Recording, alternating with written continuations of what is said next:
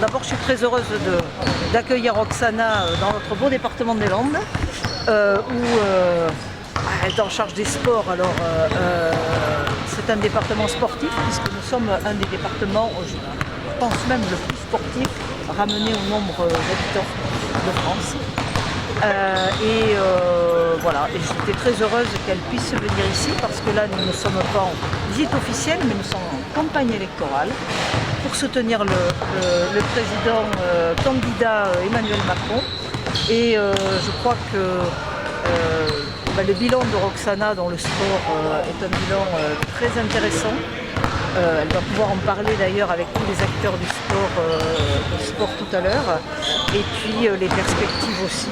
Et je crois que c'était bien de faire cette thématique dans cette campagne électorale, où on parle de beaucoup de choses et en définitive on parle peut-être pas trop de ce secteur. Et pourtant, je pense que le sport, c'est la vie, c'est de la cohésion sociale, c'est de la santé, c'est de la prévention. Donc ce sont des choses qui sont particulièrement importantes à porter et que nous allons continuer de porter. Nous espérons que le président sera réélu et que nous pourrons continuer de porter toutes ces politiques. Je te laisse la parole et merci d'être venu dans les Landes. Merci Geneviève. Moi je suis ravie d'être avec Geneviève Dariussec ici dans les Landes parce que je tenais à venir rendre visite à ce club de basket parce qu'il y a une jeune fille qui vient d'être maman, Valériane.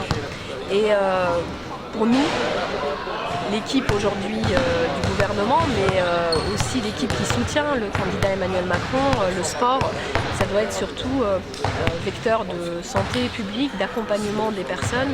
Et dans le programme du candidat, il y a le sport comme un pilier de ce système de prévention pour la santé qui doit être celui de la France demain.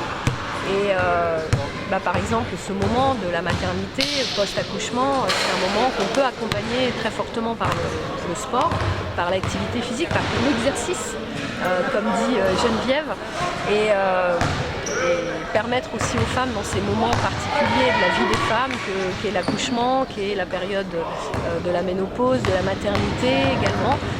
C'est des moments où les clubs peuvent intervenir pour proposer du sport aux femmes, pour proposer de leur réapprendre ce qu'est l'activité physique.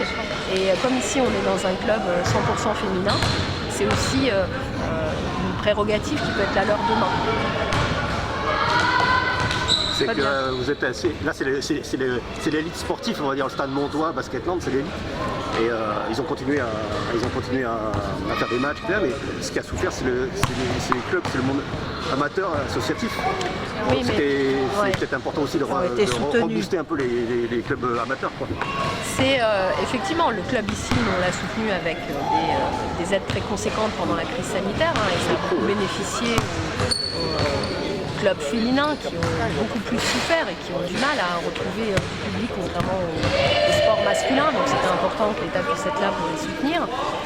Mais ce qu'on veut dire aussi, c'est que le sport, c'est une unité, quoi. Donc si jamais par la présence de ces filles, on peut attirer un autre public qui est un peu différent, comme vous voyez, Valériane, elle a fait des tutoriels, des vidéos sur Internet pour dire à toute la population que faire du sport c'est bien et c'est possible pendant la période de maternité.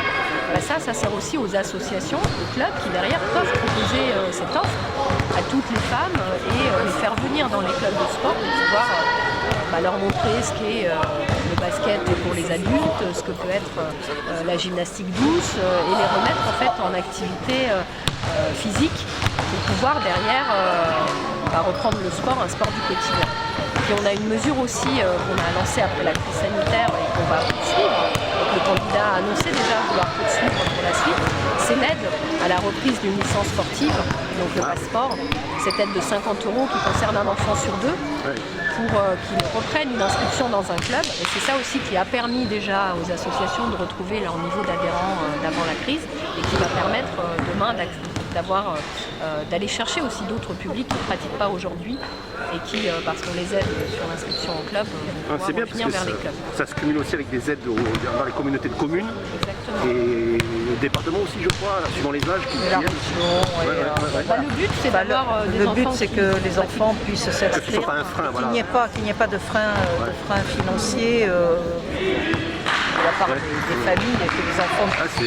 Bon, tout ça a une valeur aussi, c'est que le sport, c'est effectivement bon pour la santé, mais je crois que ça cultive aussi certaines valeurs qui nous sont chères, et particulièrement les sports collectifs, que ce soit des valeurs de solidarité, des valeurs d'engagement. Ça donne de la confiance en soi, ça permet aussi de porter, je crois, des valeurs importantes chez nos jeunes, et puis chez les adultes aussi d'ailleurs.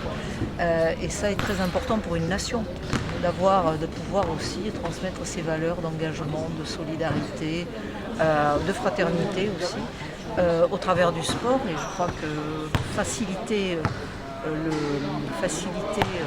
l'accès au sport pour un maximum de jeunes et de jeunes femmes et de jeunes garçons, c'est très important. Donc tout est mis en œuvre pour ça.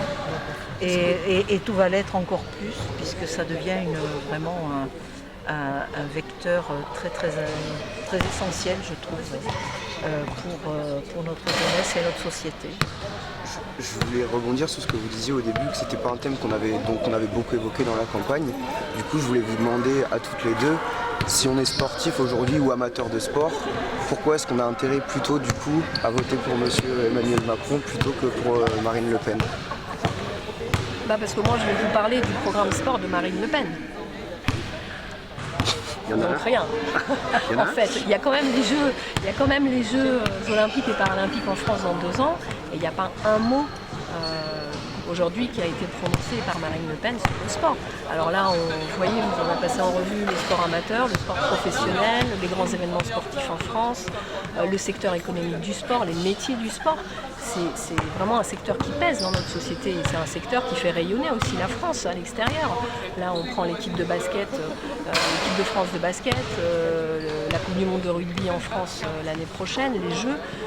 C'est quand même un élément pour lequel la France est reconnue dans le monde entier, avec les médailles qu'on a rapportées dans les sports collectifs et tout ça. Donc avoir 0 mot sur le sport, alors que le président de la République, candidat Emmanuel Macron, sa première mesure qu'il a annoncée, c'est 30 minutes de sport, en plus de l'EPS à l'école, tous les jours. La deuxième mesure qu'il a annoncée, c'est 2 heures de sport pour tous les collégiens.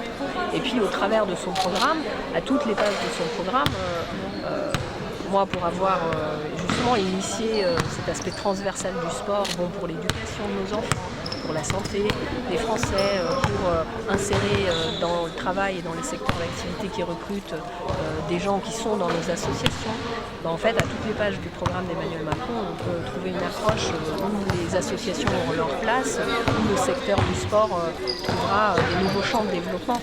Il y a 2 choses où il n'y a pas un mot dans le programme de Marine Le Pen, c'est le sport et la culture. Je veux dire, qui sont quand même 2 creusets essentiels pour notre société, pour notre jeunesse, 2 creusets essentiels pour se développer, évoluer, se forger aussi